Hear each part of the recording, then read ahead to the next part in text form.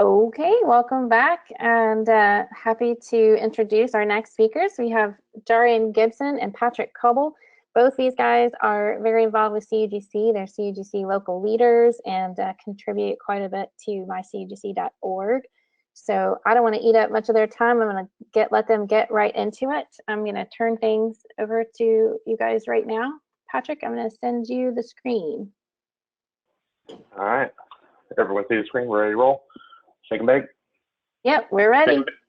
Shake and bake. All right, cool. Jarian, hit it. So thank you for joining us today and having us on the CUGC XL webinar. My name is Jarian Gibson.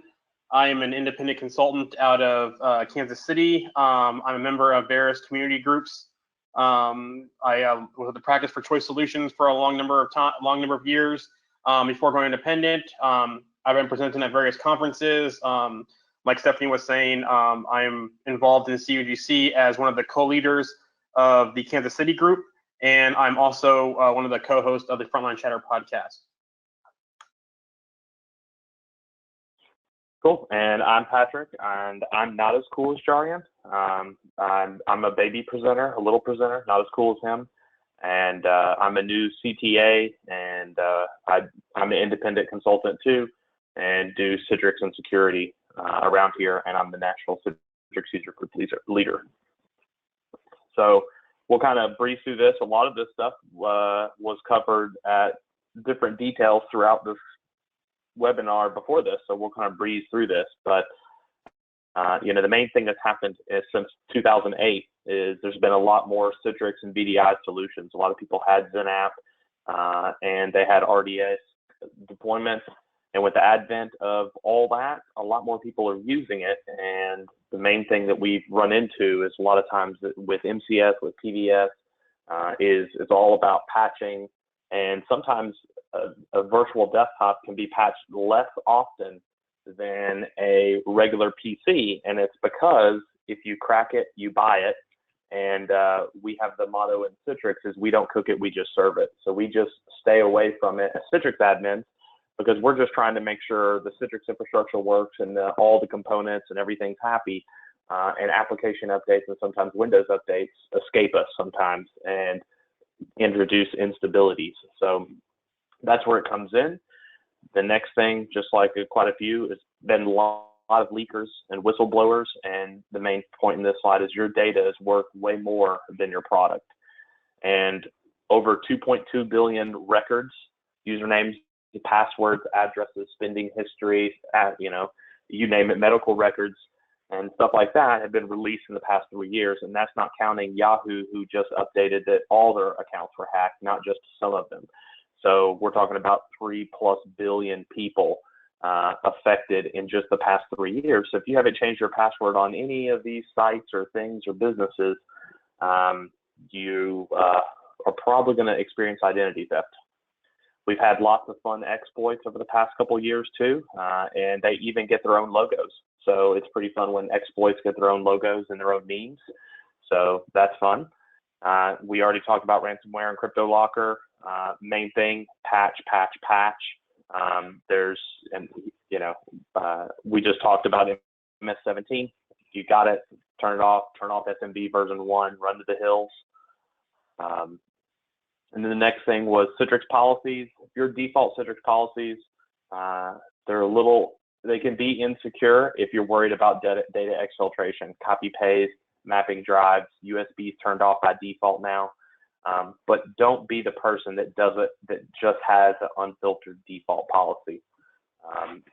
It's the easiest way for things to happen that you don't intend to. And it can be insecure if we're talking about PCI environments and auditable, sensitive PHI, things like that.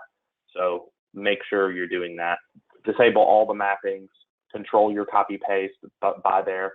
You can use the studio, you can use the group policy. And if you know your IPs and it's a very controlled environment, set up smart access filters. You know the IPs. So, you should rock that out. And OS optimization, Jarian. And then that brings us to OS optimization.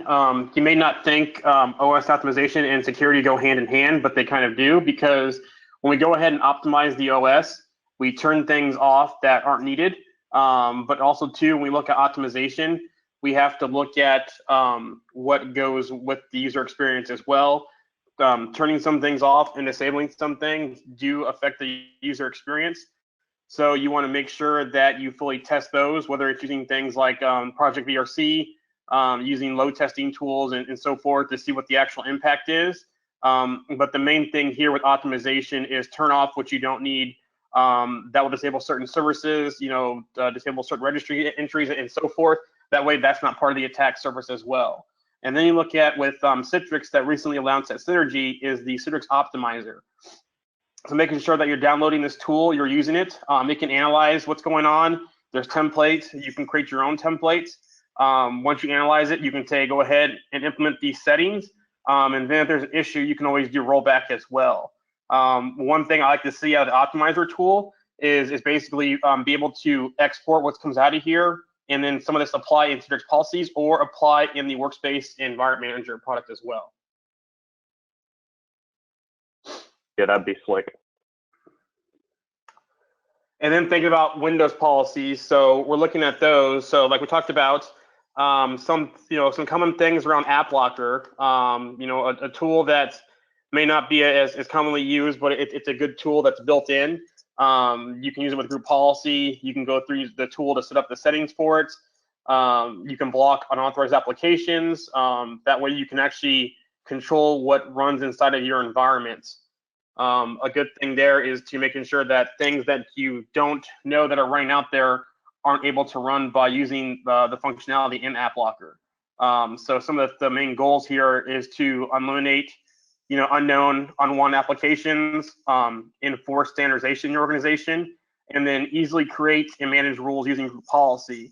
We'll talk about another way too that's coming up as well to work with AppLocker. But one of the main things you can do is do audit only just to see what's going on. Configure the enforcement settings, start the application, go through the steps there, refresh it, and then review the logs. That way you have something to start with to see what's going on in the environment. From there, what you want to do is start blocking, per user applications. So you can go through and do the allow, deny, and the exception. One thing to start with is, like I said, use the auditing piece of that. And going through it and see what's going on first before you go ahead and lock it down. But the wizard pretty much will step you through to go ahead and do allow or deny, who do you want to assign it to, look at the conditions of it, so the publisher, the path, the file path, and then look at all the details of the application as well, and then set the file version also. Once you get those in place, it's kind of pretty simple to start using AppLocker in your environment. Again, you kind of want to start off with using this in audit mode instead of trying to lock things down first. The other piece too is Windows Firewall. Most environments, Windows Firewall is turned off because it can be a pain to manage. But it's something you think about doing. So, it can be annoying, but, being able to control a simple firewall rule set of what kind of communication goes in and out of your servers and your virtual desktops can help you to reduce that attack surface as well. Do you want to take the IPsec one here, Patrick? Yep, on the IPsec side, that's if you want someone to not be able to put taps on your network and just siphon stuff off with Wireshark, a LAN turtle or something like that, that they're actually going to have to work for it. There's lots of things that you can do. It's kind of annoying depending on how your deployment is, but if you already have a strong PKI deployment and certs done, and you're already maybe using certificate authentication, you've already replaced the default certificates for RDP, which was the tip from the last presentation, then this isn't that much harder to do. And it works hand in hand with the firewall rules to make sure that your stuff isn't just clear text floating across there. And I mentioned Workspace Environment Management only, or before, about using this with the optimization tool, but one of the things when you look at the Workspace Environment Management product that Citrix bought when they acquired Northscale is that you see different things here. You can do optimizations in here, CPU, RAM, IOPS, control profile management, do contextual awareness and process management. And from a security standpoint, the contextual awareness of allowing things or blocking things based on entry point usage scenario is what else also can help from a security standpoint. And then being able to use the the process management to whitelist and blacklist processes as well, and then also be able to point that at groups, exclude admins, and so forth of what runs in that environment. We did mention App Locker earlier. One thing Citrix just came out with was called the App Security Tech Preview. So that kind of takes App Locker a step further and integrates it with Workspace environment management. The nice thing about this is that Patrick mentioned earlier with Citrix policies that they're either controlled by Citrix admins or Citrix policies inside of Studio or in group policy. Not every environment that we go into, you'll have admins that have access to modified group policy, so they're controlling policies for Citrix inside of Studio. Well, doing things with Workspace environment management and so forth takes that a step further to where you can control the App Locker piece from Workspace environment management as well, where a Citrix admin may have access to it, but not necessarily have access to group policy. So what we can do in here is we can do the same App Locker rules that we have. We can export those and import those into the App Security Tech Preview. Kind of the same features and functionality, process application security rules, process DLLs, a lot of the same features and functionality that we've seen App Locker brought into a central console of Workspace environment management. And here you'll see your rule collections in here for executables, installer rules, scripts, package rules, DLLs. Same thing we saw earlier, apply, deny, or on and off, and then audit your policies as well. And then like I was saying before, you can take your policies that you already have set up today in App Locker through your policy, and you can export those and import into this environment as well. A couple things too, and this is just my opinion. I think Workspace environment kind of needs to be the center of the universe when it comes to applications and desktops. Hopefully we'll see more stuff moved into there. Maybe even the Citrix policy engine moved into there. Today you can take group policy objects and use like the virtual engine toolkit, convert those to registry entries and bring those into WIM as well. So you can apply all that stuff from WIM. Right now though, I like to see the WIM console cleaned up for that, because it's not the best user or admin experience looking at all the policies that's lined up in there. Maybe some kind of hierarchy, folder management, and so forth when it comes to importing registry keys that are converted from group policies into Workspace environment management. Yep, and off to networking and DNS. Basically, hopefully you're already VLANing things, and you might have some basic ACLs between these VLANs.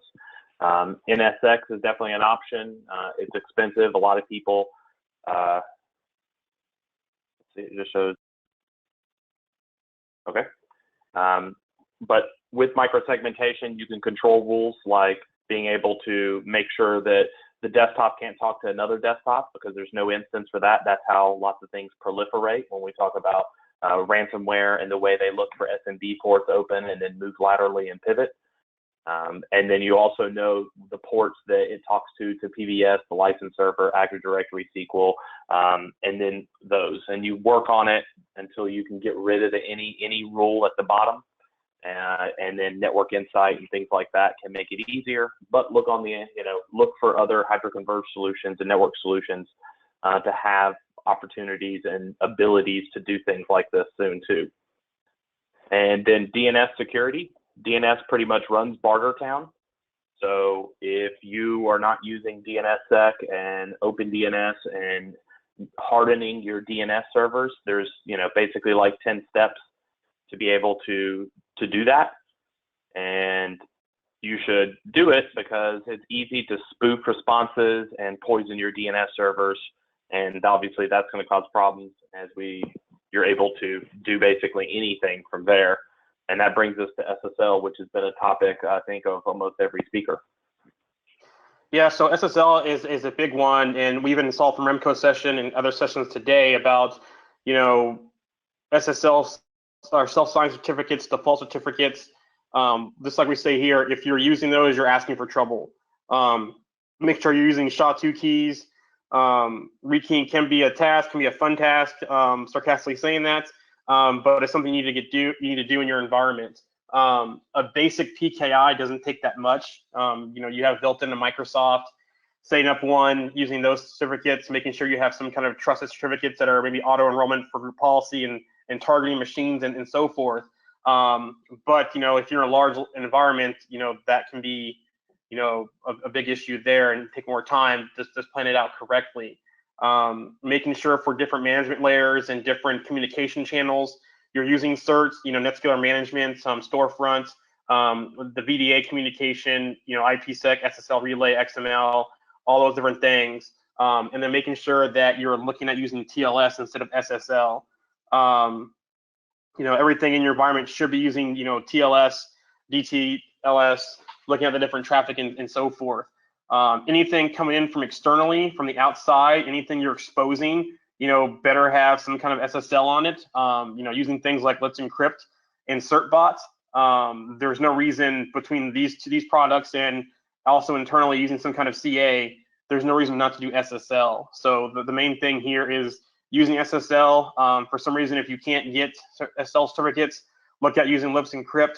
They have all kinds of tools out there that you can use to go through their process of requesting certs, validating that you're the owner of that domain and so forth, where the cert's going to. And then Let's Encrypt also announced wildcard support, which I'm not the biggest fan of. I'm more of having certs for their purpose, whether they're SAN certs, UCC, and so forth, instead of just getting a wildcard blanket cert for the domain. Wildcard's easy, but if someone gets that and gets their key and everything, you're kind of asking for some trouble there. Definitely, and it means when it expires, you've got to go touch everything in a hurry, or if you ever need to revoke it. So one thing too, on your Netscaler side or anything else you're publicly facing out on the internet, making sure you're using things like SSL Labs, the Qualys scans, to make sure that you have the proper recommended supported SSL protocols, certificates, and so forth against your environments. A fellow CTP, Joe Sonk, made this OctoBlue workflow that can go out there and check your environments, do scheduled, send you a nice report at the end and so forth, and tell you as those ciphers changed, your SSL version, TLS, and so forth. So again, there's really no reason out there not to making sure you're using the proper SSL, proper SSL protocols, ciphers, and so forth, by either running this automated scan or going out to the website periodically and pointing at your externally facing components in your environment. And then Netscaler security common sense here. The main thing here is about, Remco mentioned this in his presentation, about the builds and then releasing new builds or patching it. There's some tips in the article. CTX 227893 talks about using SSH keys for authentication, securing your Netscaler management IP addresses and the subnet IP addresses, making sure those are on private networks only, making sure looking at using access control lists to those, and then basically the best practice security guide from CTX 121149, protect and secure management access. Because again, simple things that you could miss, and you could be having a breach moment in your environment. So making sure that you're using those things as you're deploying these mechanisms out either in your environments or to your customer environments. Yep, and that brings us to the app firewall. Basically, for a lot of us that are on the Citrix side and on the network side and different parts within IT, we're not the app owner. We're not going to be able to fix some of the code. And depending on if you're developing applications in-house, it only takes one security defect to get in, right? And that is what we don't want. And a layer 3 firewall can only go so far. It can make sure everything goes over 443, but it doesn't tell you what else you can do over 443. And that's where an application firewall and, not a ton of the attacks in the world happen across that. And that's the web application firewall from Netscaler. This can do some very, very amazing things. As many of you know, the Netscaler is kind of the Swiss Army knife for the network team, but it's also the Swiss Army knife for the security team. It's a very fast WAF, and you can do some great things with it. And sometimes I've done a couple APIs and SOAP interfaces and XML interfaces that were just business-to-business communications between different vendors and another company. And with the Netscaler firewall, we were able to actually apply negative and positive. We knew what a bad request was, and we knew what that looked like. And then we learned about what good traffic is And then eventually that hybrid security model worked, right? So we protect against what we know is bad, and we protect against the unknown, right? That's the main goal of the web application firewall, to protect you against zero-day assets. So if you have external interfaces, almost any port or protocol, there are usually ways to set this up. And that way you're doing defense in depth, because security is not just install antivirus and your whole world is better, or deploy an IPS, IDS, or a WAF and everything is fixed. It's continual and it's ever changing.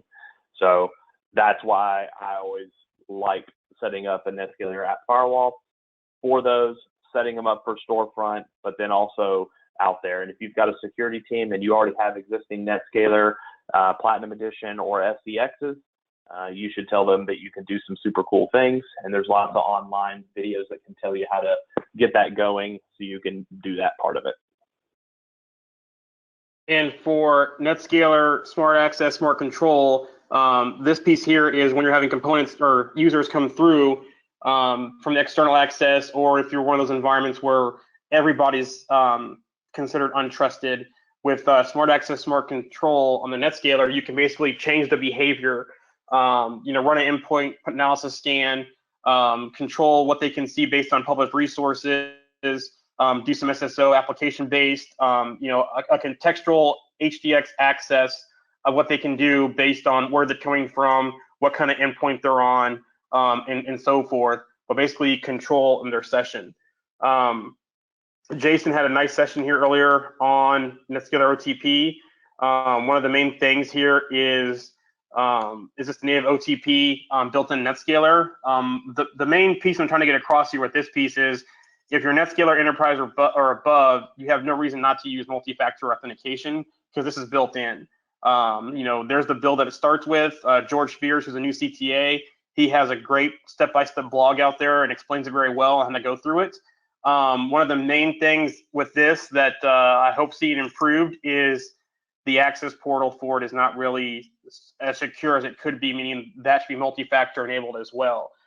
Whether you have OTP or not, or Netscaler Enterprise, anything's coming into your environment, whether it's ADFS, whether it's in an HDX session, any kind of authentication coming to your environment from an untrusted outside resource should be using some kind of multi-factor authentication is the main point here. And if you're Netscaler Enterprise, no reason not to. Yep. And then admin rights. This is, if people don't have local admin rights, I've been audited a lot of Citrix deployments and been to a lot of very large organizations with hundreds of thousands of computers where people are local admins. And so many vulnerabilities are not able to execute without being an admin. It doesn't mean that it will fix everything, because everything's always changing, but it is a big deal. And using things like LAPS, we can make sure that that local admin password for your domain is not the same on every single endpoint. Whereas one person leaves, they've got the keys of the kingdom, they remember that password, and then just like Rimke showed, is using Mimikatz. Once I'm on that one machine and you've used your domain admin credentials to log on to X, Y, or Z share, now I have those passwords and I can go, and obviously then I can also have that local admin password. So service accounts are our next big thing. Yeah, so kind of along with using the LAPS service to control that local password for admin passwords, looking at tools of using managed security accounts or managed service accounts, going there to where it can control the password via it's PowerShell, or there's a third-party GUI tool you can use. I'm not sure if there's official support yet across Citrix products for this, but this does work with provisioning services. So next thing is, this is really good for using that on your service accounts. So again, if someone leaves, like Patrick was saying, and knows those service account passwords, this is a tool where they will not know that, and give them the least privileged accounts on that. Another thing too was with another one is virtual service accounts as well, that you can use in place of managed service accounts. Yep, and I think we already talked about antivirus and how a lot of deployments that I do audits and penetration testing and stuff don't have AV, and it's because it took up too much overhead But there are lots of new players in here. Look like we had a lot of the same list, especially those top ones, with Bitdefender probably being the best for Citrix, especially if you're using XenServer. But Bitdefender also being the one that is integrated into multiple hypervisors. So you have to be able to do something. I also want to add here as well, we saw a nice demo of Remco testing out Bitdefender with XenServer and the HVI and showing what that actually can do. I've actually had a handful of customers who are having some problems with, the ransomware and the WannaCry stuff and so forth. And since they've moved over to using the HVI stuff on XenServer, they've pretty much mitigated having those problems. So not only did Remco show you guys a nice demo on using that, but also there's some real world use cases of that helping people different environments as well. Exactly. And, there are things beyond AppLocker if you want to look at some of the other third-party solutions. But if you have a good antivirus and you're blocking whitelisting and blacklisting applications so that only things run are things that you trust, and you have an antivirus that's looking for things that it's never seen before and it doesn't trust, on top of your kernel looking for that, you can have a very, very secure deployment for execution. There's still PowerShell things, there's still other ways to do it, but at least execution, you can at least stop them at the front door. So the JV hackers won't be able to get in, it'll only be the varsity team. And then looking at things like Windows Server 2016 and also Windows 10, different enhancements out there like Secure Boot, which is starting to be supported across some products within the Citrix stack, virtual TPM, shielded VMs, device guard and credential guard, protecting those passwords, like when you saw in the credentials with Remco talking about Mimikatz. There was a nice demo at the Citrix booth showing this of how using credential guard and device guard, enabling that, was able to protect any access to those using Mimikatz. Also, too, another thing recently Microsoft announced, which kind of overlaps with the secure Citrix browser service, is that they have their also browser one with the Edge OS using the virtualization features inside of Windows 10 and doing a containerized type browser for browser security as well. Yep, and if any of y'all, the Citrix Analytics Services was definitely the star of the show of Synergy. And it was probably the most impressive thing to me because this started looking like a SIM dashboard when I'm used to on the security side. And being able, if you have a Netscaler Enterprise Platinum Edition and you have a legacy Netscaler Moss, there's ways for you to be able to get this. This is a way that you can sleep at night. And when someone is using Citrix maliciously, they're able to get quarantined while you're still asleep. So we can, if you have, this is the same demo that everyone's seen. Maria Smith has been bad. We go back down and we find out that she failed two-factor authentication. She started downloading things she wasn't supposed to. We booted her out. She came back in. We started recording her session. We let her keep going. And then we eventually blocked all the high-risk applications and then completely quarantined her automatically. And we're able to see the kill chain and really dive into where they came from, where were they, the IP addresses, and the events that triggered this alert. And this is something that you don't have to put lots and lots and lots of time into. And these are some of the call outs with Dennis and Paul. Dennis for all the SSL stuff that is in here and a lot of the foundational stuff, along with Paul from AppLocker, and then Lena on the App Firewall side. And Project VRC, as always, they've always led the front on when it comes to optimization and testing, but they've also led the front on security because by optimizing, we're securing things too. There's some links to some checklists for DNS security, hardening guides, and what you should do for Windows DNS. The DNS thing is just 10 steps. It's not that crazy. And this, I think me and Jarian both talked about, some of these things are not that hard to implement. And many of them are completely free. It just takes time. And depending on the size, your mileage may vary, but these are the kind of the main things to get the policies situated so that you've got at least 3 policies that are unfiltered like that and filtered and bypassed. And then we've got our SSL, our image optimization using some kind of app locker or something like that, getting firewalls set up, setting up VLANs and DNS hardening, setting up a WAF for your storefront or some site, and then setting up Windows Firewall and things like that. One thing I want to add there too about time, in the beginning it does take time, but putting that small time investment up front will help you and save you from a lot of headaches, especially if some kind of security event or breach happens in the long run. So again, it may take a little time investment up front.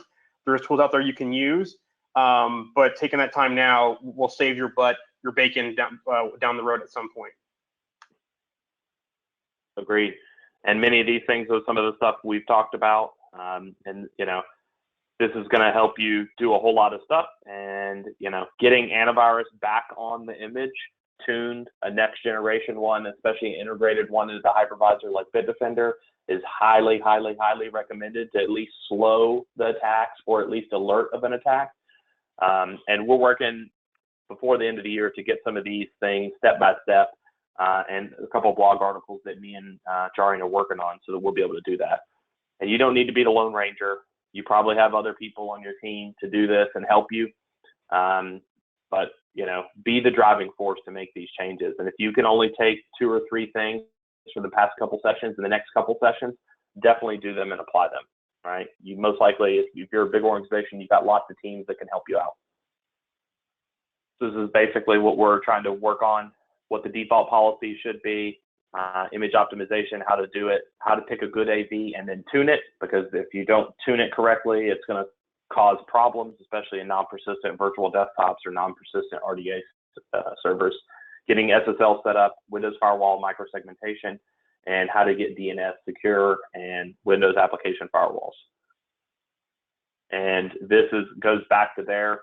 Reduce your domain admin access. I've done audits before of 500 people companies with 100 domain admins. And I've done places with thousands and hundred thousands of users with 50, 60, 100. And then I've done a couple places that had 100,000, 200,000 objects and had 4. So definitely do a lot of that good stuff. Anything on this? Yeah, and a key point in here is don't use your admin account to do everything. Making sure that you have your normal, everyday user account for doing those things, and only using your admin account when you need to. Even certain companies I work with where they make you log into a system, and that system can be controlled via single-factor, multi-factor to get your admin password, and then it times out, resets after a certain amount of time too. So tools like that, those password management tools are good to use as well. Again, it's all about kind of controlling the attack surface, controlling those credentials, and so forth. Because one day you could just mistakenly click on something and email wrong, and if you're with your admin or higher privileged account, there goes the neighborhood. And then some next goals here. Go ahead, Patrick. Go for it. No, that's good. No, I was just saying, and then some next goals here. We're working with Patrick.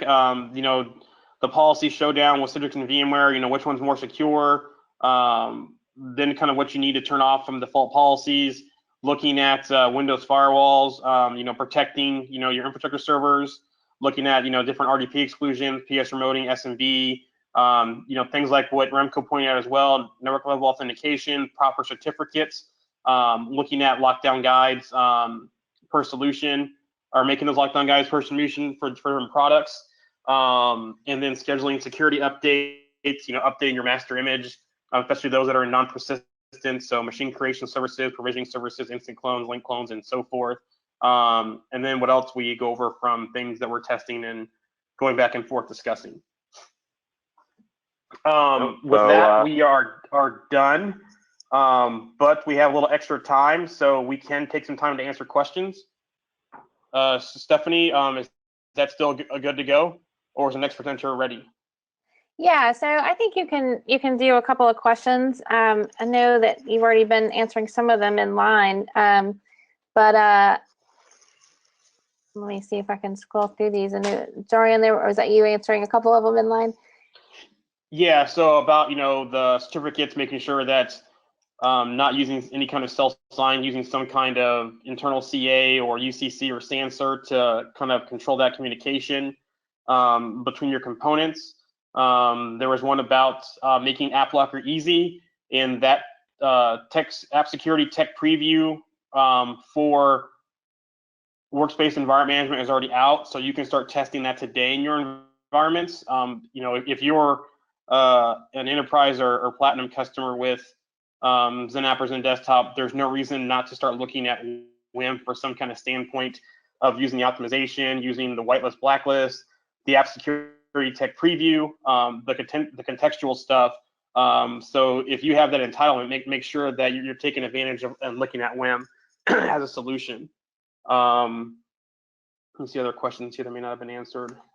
Yeah, I see one here talking about a deployment that wants to set up security between the delivery controller and storefront to make sure those user creds aren't going clear. Is there any way to do it without certificates? No.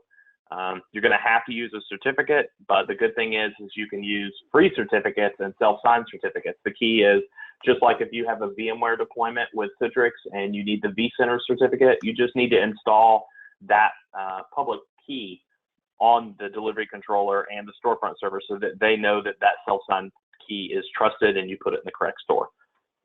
So you don't have to go spend a lot of money on VeriSign. That, or looking at options like Microsoft CA, send a proper small PKI in your environment for that as well to do that. If you don't have the budget to buy VeriSign certs for external facing stuff, that's where I talked about using Let's Encrypt. Let's Encrypt is a free public CA that you can use.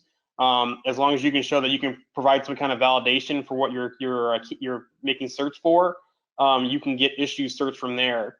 They have different tools you can use, PowerShell, Node.js, Acme Sharp, CertBot, and so forth. Different tools, different tools to get those certs and request those certs and automate the renewal of those. Other people out there in the community as well have put some guides out there and some blogs on doing it from the Netscaler. So if you're using a Netscaler device and you want to work with Let's Encrypt, there's some way of using scripts out there. I believe there was actually one of the Citrix blogs and some third-party blogs as well. As far as the ETA on the OTP for the receiver, I can't answer that. That would be something we have to follow back up on. And then I think that would be the rest of the questions, unless anyone has any other ones that we can answer. Yeah, I think there's one about if WIM can control Windows Defender app in AppGuard in the new App Locker. So the App Locker is coming, but the Defender and AppGuard, I'm not sure on. I think that's new enough where that may not be there yet, but I wouldn't be surprised if we saw it at some point. Yeah. As far as Citrix Netscaler, a document on allowing specific groups to log in. So are you looking at from an external point or from a management point? If you're looking from a management point, you can use LDAP policies and use point those at groups, or when you create the groups inside of Netscaler for admin, give certain groups that match what's an AD LDAP to allow that. Kind of the same thing for external. External, you can do it a couple different ways. One way is to point your LDAP at a certain filter group to be able to log in from the outside is one way. There's other ways to it as well inside of the session policies, but you definitely can control that via those two ways. And then one thing I want to point out too, that Hal, thank you Hal for sharing this, there's going to be a WEM, so a Workspace Environment Management Best Practices webinar for policies and user experience happening in November. Is that a CUGC user share, Hal? So yes, that will be a CUGC user share. So if you want to get in for a deep dive, look out for that and make sure you sign up for that webinar because if Hal's one of the people putting that on, Hal's one of the best resources for WIM out there. And he's gonna kill it. Yeah, he's where I go to if I have any problems or questions, or if I need to run something by. He's one of the guys that I reach out to myself. So. All right, guys. Well, I think we're wrapping it up. I can't believe we did 80 slides and right on time with some questions. So thank you guys for everything, and let us know if you have any questions, and we'll work with the team to follow up on some of these. Yeah, looks like for the George question, we may have to follow up with him and lead him down some paths for what he's asking, but it should be easily doable though. So. Yep, and I'll get you guys those questions. We'll, like I've mentioned before, we'll take these questions, get some answers, put them out in the forum on mycugc.org, and along with everything else, all the other resources from today's event. So thank you, Jarian and Patrick. That was impressive. That really was. There was a lot of slides. Up next, we have Joe Shonk. He will be talking about Netscaler 12 and NMOS IP reputation. And that will be starting at 3:10. So just stick around. We have so much more coming, and can't wait to share it. So we'll be back shortly.